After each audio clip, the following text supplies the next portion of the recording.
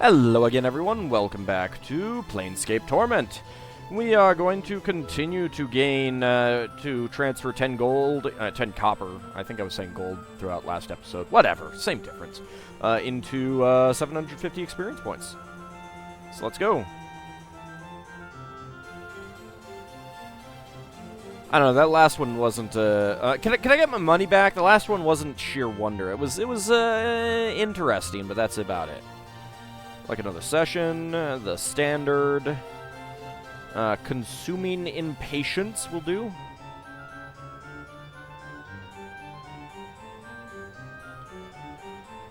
Excuse me, lady. Thank you.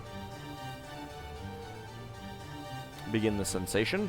You stand debating with Omnas the Horribly Slow, Keeper of the Lion Key, as to whether or not your quest is important enough for him to relinquish the artifact into your care. The whole experience is an exercise in sheer torment. Each and every one of his words is followed by a significant pause. Each and every point he makes is reiterated time and again before he lets you speak. Is he a treant?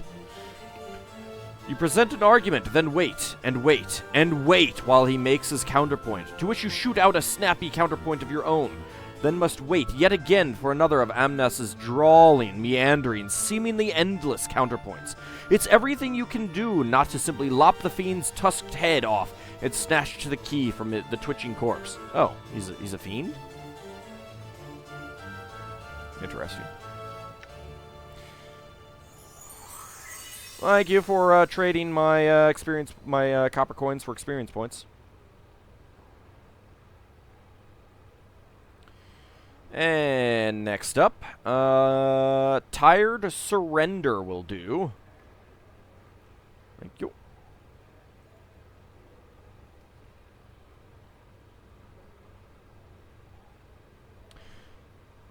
Begin the sensation. Shuddering, chattering, hoping beyond hope to be found, you curl into yourself beneath a blanket of snow to save what little warmth you have left. Fighting to keep your eyes open, to remain awake, you become aware that you can no longer feel your arms, your legs, the ice against your face, and tired, so tired. You at last resign to the inevitable. You close your eyes, bidding sleep a bitter welcome. Oh, okay, yeah, I get it. As a sense of loss forces a single tear, doomed to crystallize before it even reaches your cheek from your aching eyes. Thank you. Should totally do your moonwalk again, buddy. I'd like another session. The standard. Supernatural Lust will do.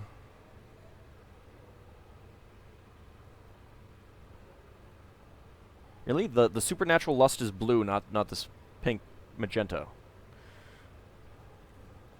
Begin the sensation. You find yourself coupling with a succubus, a creature of such intense otherworldly beauty that even her fiend's horns and thrashing tail give you no pause. She gasps under you. You desire her so completely that the whole of your existence seems focused towards the single goal. As your life explodes from you in a starry burst, you hear the delighted laughter of the succubus as she drains you dry, leaving your body but a soulless husk. Yeah, I've had better.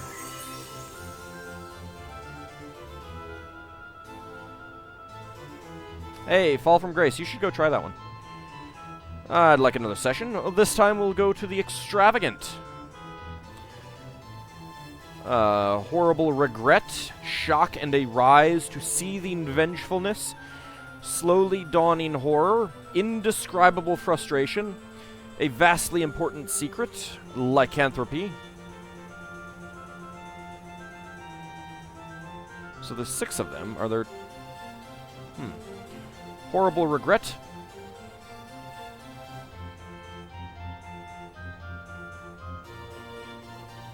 Three rooms counterclockwise, so it's that one. Reddish orange. Are there 2 stones in here? Or do we get 2 different things per? Or do we only have the option of doing 3 of these? Ooh. Begin the sensation. You stand on the deck of your flagship, the Divine Hammer, as it floats over the continent of Agarheim, held aloft by the winds of magic. A helm? Perhaps? The very landscape roils and shudders beneath the bombardment of your fleet, 1,000 ships' cannons and bombards hurling their sorcerous fire down like vengeful gods. Oh, I'm a GIF. The shockwaves began to hit your ship only minutes ago, a constant vibration that sends shudders through the whole of the ancient craft and moves your very bones, accompanied by a constant rumbling bass. It could be accompanied by a constant rumbling fish. As the lands and mountains begin to sink in the seas that surround it begin to boil off into the atmosphere, your first officer comes to stand beside you. My Lord Admiral, permission to speak freely, sir. You nod your acquiescence, your stomach sinking as you guess at his question. My lord, forgive me, but how? What gives us the right? 1 billion lives. You speak without turning to him, unable to take your eyes off Rumos, the nation's vast capital city, as it vaporizes into a cloud of superheated gases 12 miles across and growing ever wider. If you only knew the full treachery of the Agarites, First Officer Felm, one which is beyond most any man's comprehension, then you would know. You would speak of our right to annihilate them? We've no right to let them live. But, sir, traitors, all of them? Surely among the hundreds of thousands, how many innocents? Silence! Speak of it no more! Our king has spoken. His will be done. The task set to us is a horrible one, not fit for contemplation or questioning. There is no room for pity, no room for remorse, only duty. The two of you stand silently for a time, watching the last minutes of Agarheim. At long last you sigh, a low, stuttering exhalation that sounds as if something is broken inside you. Beneath the brazen plate that covers the ruined half of your face, your dead eye begins to weep. Falm, my friend, I would have you understand. I know now, as I look down at what I have wrought here, that were I to think upon what I have done, what I have truly done, I would be struck mad. A deed such as this, the anguish would overwhelm, destroy me. So, First Officer Falm, it must be that there are no innocents in Agarheim, no mothers, no children, no people, only traitors, vile, cunning traitors, who deserve no less than the full brunt of our most holy king's wrath. Do you understand this? Yes, my lord. Good, now go. I wish to be alone here. By your command, Lord Admiral. Falm bows his head and returns below deck, leaving you to stand over the end of a civilization. Alright, so we're only getting 10 times the, experience points now. Well, yeah, whatever. Yeah, 10 times versus 75 times. Right. Alright, let me quick save, because we may not be able to... There we go. We may only be able to do 3 of these.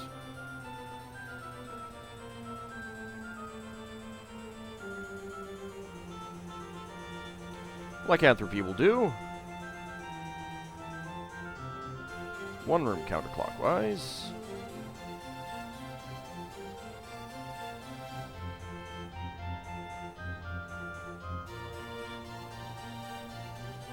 Begin the sensation. Suddenly aware that the hour has almost come, you leap from your bed and run flying from your cottage and into the surrounding woods. Stumbling in the dark, you come to a small moonlit clearing, the one you had found last week and decided to use tonight. You hastily strip off your clothes, sit in the long grass, and wait. You close your eyes, listening to the steady chirp of crickets, the throaty croaking of bullfrogs in the nearby creek, the rustle of the grass as the wind caresses it. What would someone think seeing this through your eyes, experiencing this moment, and what was next to come?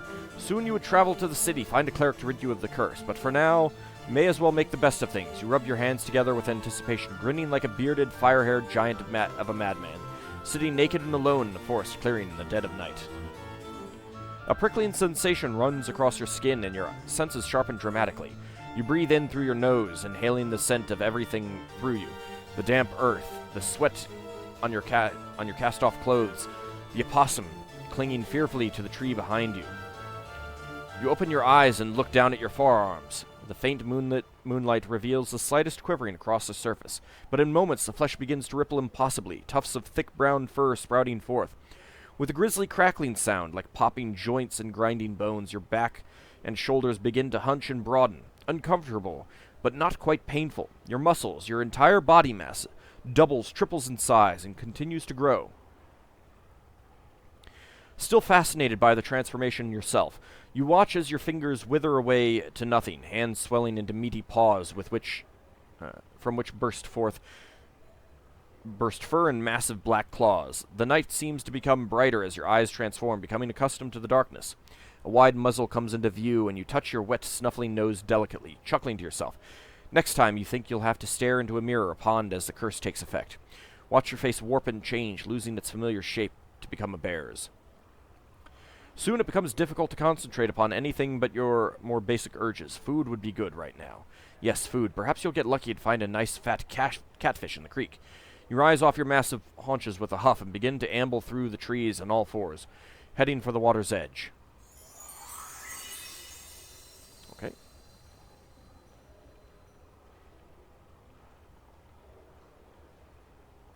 This time I will do the second from the bottom. A vastly important secret will do.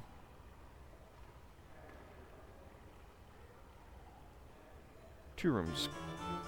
Oh, 50 copper. I thought it was 150 copper. Did I misread that earlier? I guess I did.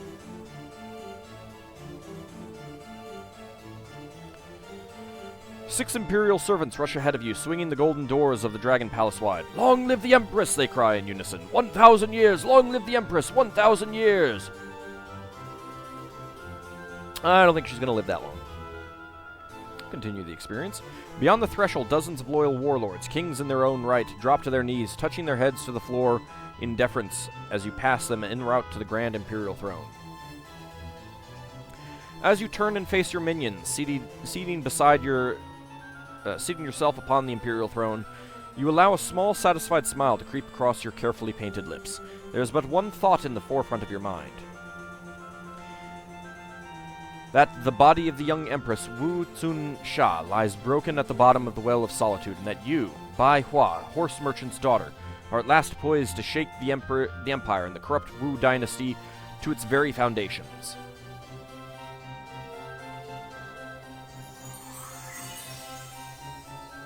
Okay. I mean, I would think that they would warn you if you could only do 3 of them.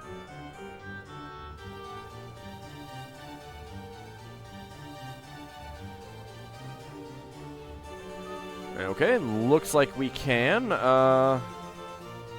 Indescribable frustration. Okay, no, I guess it's just gets used multiple times. Excuse me! Move it, thank you. Alright, begin the sensation. You can see it now, the crown of Haifon, gleaming upon a marble pedestal. No more than 20 strides away it is. With it, you could wrest control of the armies of Ethanopolis away from your treacherous brother and restore your father's kingdom. A fool your wretched brother was. You smiled grimly at the thought, to leave the king's only daughter alive, thinking she could do him no harm. A sound, the creak of leather sandals, the softest hiss. Over there, by that third pillar. She was close now. Palafi the Medusa, jealously guarding the crown her servants had stolen for her so long ago, crouching behind a wide pillar. You wrap your hand tightly around your trusted, thrice-blessed javelin. With your helm of swiftness and the 100-mirrored shield, even a beast such as Palafi would be no match for you. Any moment now, she would round the pillar and meet the sight of you. Even if she turned away from the shield, your javelin would surely find her throat. Suddenly, there is a gentle, soft touch on your shoulder. You gasp, spinning around to face, of course, the Medusa. Accepting the inevitable, you only have time to loose a piercing cry of frustration before your lungs, and every other part of you solidifies into cold gray stone.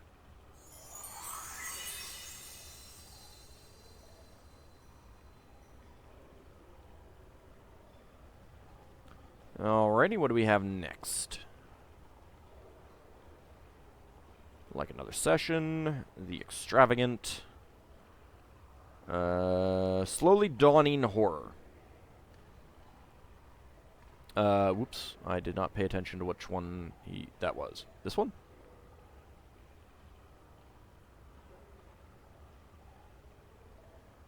Nope. It is this one.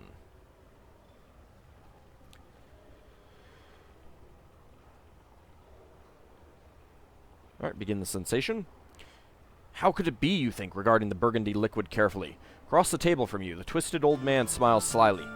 Please, sir, try, he whispers, his hushed voice the sound of dry leaves blown over a roughly cobbled street. Thou shalt find it more than lives up to thy expectations, I am sure. You nod at him and lift the crystal goblet into the air, watching the light play across the crimson liquor. You've come a long way for this drink, searched long and hard for this old man, and you'll be damned to let anything rush you now. The moment was to be savored. You raise the glass to your lips, inhaling the stuff's aroma. The bouquet is light, sweet, intoxicating, almost dizzyingly so. You've tried countless drinks, written tomes about them, their flavors and smells, means of manufacture, in your journeys across the plains. But this stuff was supposed to be legendary. No living man you had found or heard of had tried the stuff. The stories were ridiculous. Nothing could taste quite so good. But if there were the slightest bit of truth behind them, this would be some fine liquor indeed. At last, you drink of the goblet, a cautious sip. Incredible, indescribable, as the flavor washes over your palate, you fight the urge to shudder with delight. Nothing you have tried in all your long years, not even that succubus, has tasted quite like this. You look up at the old man, startled to find your glass empty. You had drained it all in a single draught. You wiped your eyes with the back of your hand, not entirely sure when you'd begun to cry. Tears of joy, eh? The old man laughed softly. Quite pleasing to the tongue, is it not? Wouldst thou like some more, perchance? He smiles at you once more. Yes, if I might. Surely, he replies, refilling your glass. Try as you might, you cannot resist downing it in a single gulp. You thrust your finger into the goblet and attempt to find some last hidden drop of the stuff. Several times more does he fill the goblet, and each time you gulp the stuff down as a starving man would devour a feast, unable to control yourself, to deny yourself another exquisite taste of it. He chuckles softly once more. A drink such as this, a man would do anything for it, no? You nod without hesitation. Yes, a man would. Looking at him, his sly smile suddenly takes on a whole new meaning. A sense of horror begins to creep over you, even as you begin to yearn painfully for more of the blood-red liquor. Yes, the old man grins, his yellow eyes gleaming. A man would do anything in the thrall of such a drink. Even the most terrible, the most heinous of deeds, as thou shalt see, my newest servant. Stir yourself from the experience. This guy, moonwalked again. Excuse me. Nope, I wanted to talk to you. Like another session, the extravagant, and... Okay, so that was slowly dawning horror. Shock and arise to seething vengefulness will do. 2 rooms counterclockwise.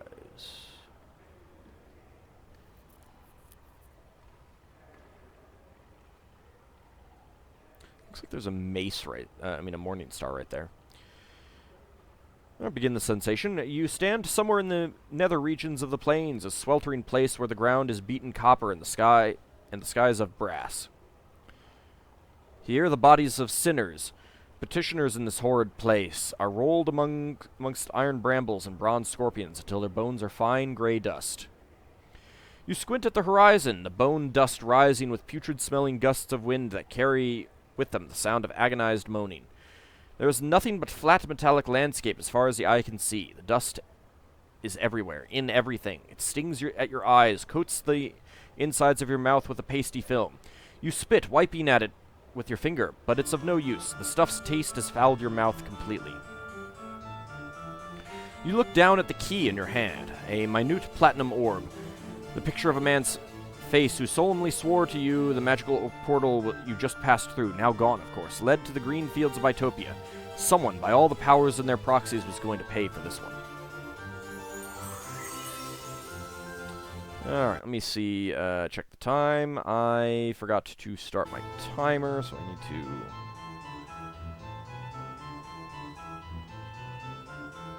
There we go.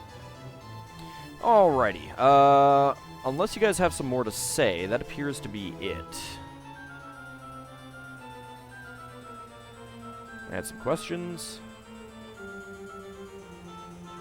This is the public sensorium, whose chambers hold recorder or recorder stones. Okay, got it. Each of the stones contains a particular sensation or set of sensations, which a user can experience for his or herself. A sensate is free to use them at their leisure, while visitors must pay a small fee. Does this answer your question? No? No thanks, Feral. Alright. So I suppose if I had joined the Sensates, I could have gotten those for free. I don't see anyone else around. Alright, well, let's go ahead and leave.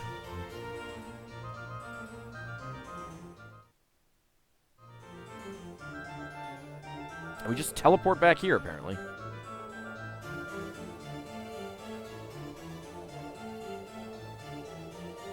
Can you take me to the private sensorium, then? There we go. Done.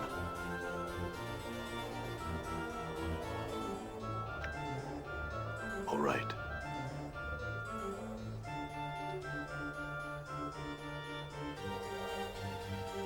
The inscription around the base of this sensory stone indicates that it holds the experience week-long hunting trek across the forests of Arborea. You're standing in a circle of white tents deep in the woods, somewhere. The trees around you are, by far, the largest you've ever seen. Suddenly, though, there's an odd prickling sensation at the back of your skull. Your surroundings melt into a colorless smear, then slowly resolve into what looks like the interior of a large gray sphere. Across from you stands a figure almost identical to yourself. His eyes flash in the half-darkness. A mad smile splits his features. I knew you would come. Greetings! Oh, greetings, greetings. So good to see you, he sneers. I bid your murderous tongue to be silent. That's right, murderous. Your pretend innocence is laughable. Who are you? Oh, don't you know? Didn't all those filthy, lying, thrice-bedamned journals tell you who I am? Those journals that were so conveniently left for me when I awoke? Those journals that called me an incarnation? Burn them all, I did. All that I found. What did they say exactly? They spoke lies, lies, lies, and nothing more.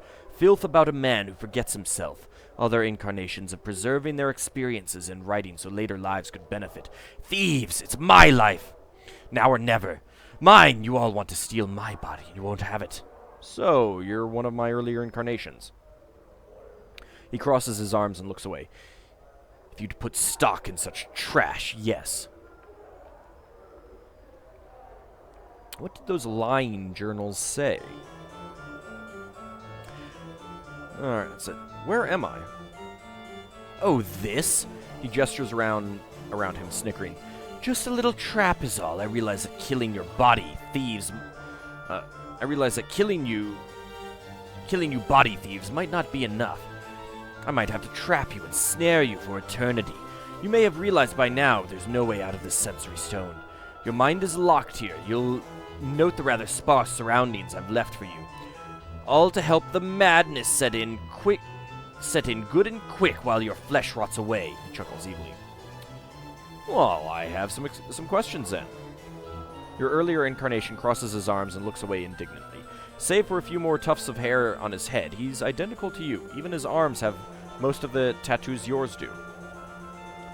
Did you create that trapped dodecahedron? I don't know what you're babbling about. All right, it was me. Brilliant, wasn't it? Did you play with it a bit? Lose a finger or an eye, I hope? He chortles merrily. How did you make this trap? Can't tell you that. It'll never be replicated. The magics used in its creation were lost, even to me. Clever it is, though. One experience hidden beneath the other, so that no flesh but my own would set it off. But if your flesh sets it off, wouldn't that mean I'm you? You've trapped yourself. I've trapped myself, don't you see? So there are actually two sensations within this stone. Did you put those tattoos on?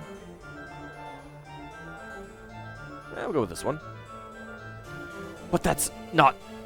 You're one of the... I thought I put in safeguards. How could you... I be so foolish? He wrings his hands together, biting his lower lip. How to get out? How? I've forgotten. Wait. I am the only one who can release you, and that I will not do. If you are I, then you can release yourself. Try to release yourself by willing the trap open. 500 experience points.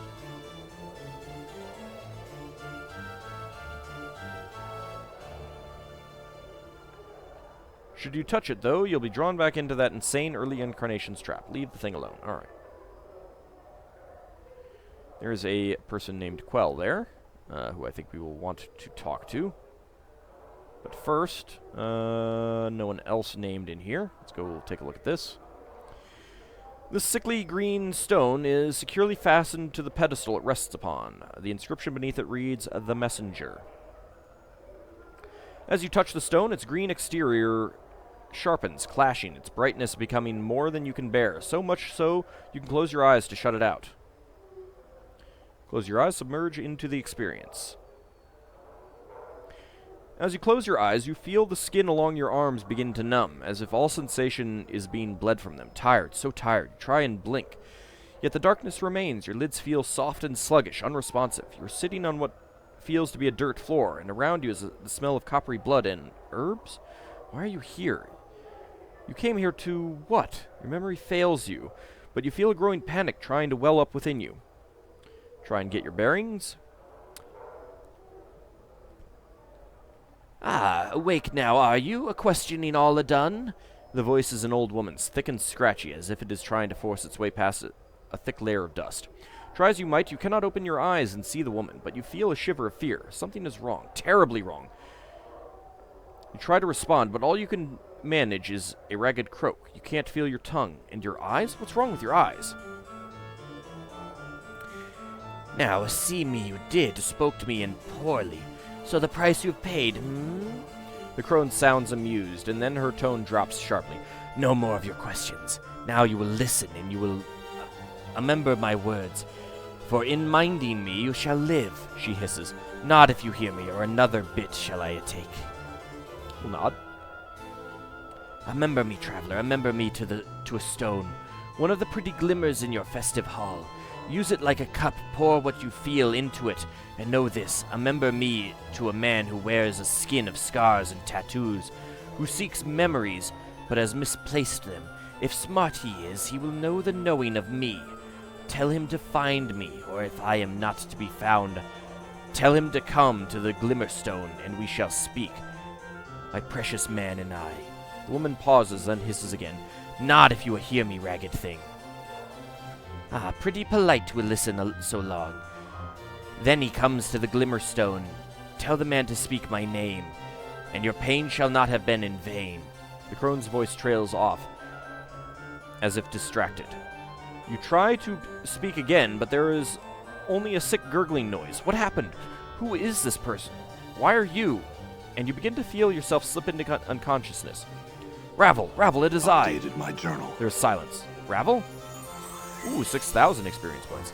Ah, my precious man. There's a slow shuffling of feet, and you feel a sharp pinprick in your left eye. You gasp, and suddenly, barely you can see.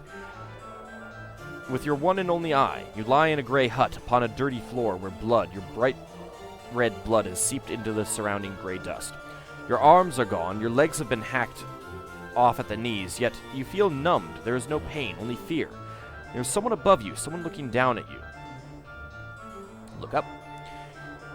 As you look up through your bloody, blurred vision, you see a horrid, bluish-gray face, grinning with yellowed tusks.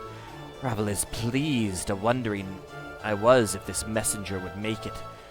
For weak he was when his bits were placed on my plate. She holds up a talon in front of you, and impaled on the tip of it is an eyeball, the right one. Yet to the festive hall he returned, it seems, and our time too together has he shared. And now you have come. Success. Ravel, I have many questions for you. The crone shakes her head, your blurred vision seeing 3 images at once. Her grayish hair is like brambles, drifting down her shoulders. No, only time for answers does Ravel have, and she has no time to waste with your guess questions. Know this, and in the knowing grow strong. You must find me, my precious man. But how? I do not know. Updated my journal. I am beyond knowing in a lady's place. Now shh, and listen to Ravel, for there is much you must do to find me. 3 things you must do. Find the door, know the key, and then unlock the key. Door? The door is not a finished thing, at least when I last gazed upon it. But in the passing of time, perhaps now well wrought it is. Go to the place of forges and steel. Perhaps there you will find the door that takes one to me. What is the key you speak of? To know of the key, speak to one of the knowing ones. Many there are in the festive hall, many, yet only one there knows the knowing of what the key is that you need. Loosen his tongue, and many secrets shall spill forth. When you say unlock the key, what do you mean? Knowing the key is not enough, so Ravel thinks. Knowing it and unlocking it, two tasks that must be joined. For at times a thing it knows not its nature. But you are no stranger to that. Ravel cackles, a long, hideous cry that fills your ears with pain. What is the key you speak of? No, I've already done those. Ravel, how am I talking to you if this is someone else's experience? Of stones and experience and telling will Ravel do, but not the telling of how she speaks to you now. She speaks soothingly. Many are the branchings and twistings of Ravel, and many are her secrets. I need you, and I need you knowing of this. Alright, farewell, Ravel. Return. I will give what help I can. Ravel gives you a final smile. A horrible yellow-fanged grin. A blackish tongue darts from the lips and lingers at the edge, teasing. But in the end, only one question remains. What do you mean, Ravel? Only one question, this I ask. Ravel's eyes blaze like fires, the red light turning her face blood red. What can change the nature of a man? At the question, you feel a tremor pass through you like thunder, and you feel yourself burn. Let the experience go. Your vision clears until you are standing once more before the hideously green stone. It looks different than before, more horrid somehow. Try to shake off the experience. Leave. And with that, we'll go ahead and call this an episode. Getting much closer to the point where I can change classes. So, when we return, we will go ahead and check out the last stone and then talk to Quell. See you next time, everyone.